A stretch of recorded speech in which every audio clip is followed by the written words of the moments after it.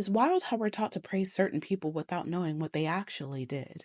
Because the way people talk about Mother Teresa, you'd think she was the human embodiment of compassion. But if we're being real, she didn't ease suffering, she institutionalized it. And the world praised her for it. Born Agnes Boyajiu in 1910, she founded the Missionaries of Charity in India in 1950. Her whole image was built on helping the poorest of the poor. But when you look closer, that came with a whole lot of pain. She believed suffering was holy, like not just something to get through, but something to seek out. Her words, not mine. There is something beautiful about seeing the poor accept their lot. The world gains much from their suffering.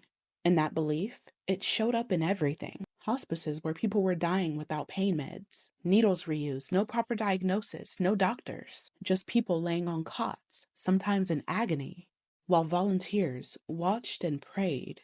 And that's not because the money wasn't there. She was pulling in tens of millions of dollars in donations. But instead of improving care or hiring real medical staff, the money mostly went to opening other centers doing the same thing. That money didn't follow the suffering, it fed the brand.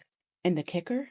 When she got sick, she didn't go to one of her own clinics. She went to a top-tier private hospital in California. So she knew what good care looked like.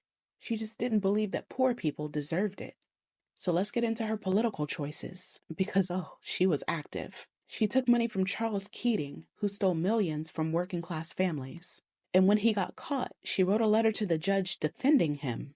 And she never returned the stolen donations. She cozied up to the Duvaliers in Haiti, literal dictators. She called them friends of the poor, while their regime was torturing and killing people.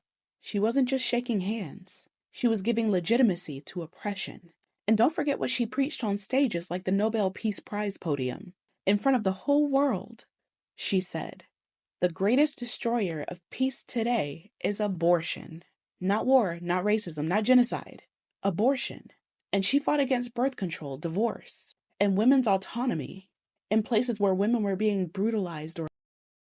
She didn't preach liberation. She preached obedience. And former members of her order, they've spoken out. One woman, Susan Shields, said that they were taught not to ease patients' pain. They had the medicine, they just didn't use it. Because suffering was considered spiritually valuable. Let that sink in. So no, Mother Teresa wasn't a saint in the way that people like to imagine. She wasn't lifting people out of poverty. She was watching them suffer and calling it grace. She used pain as PR. She used poverty as a stage. And the world applauded, because nobody wants to believe that their heroes are built on harm.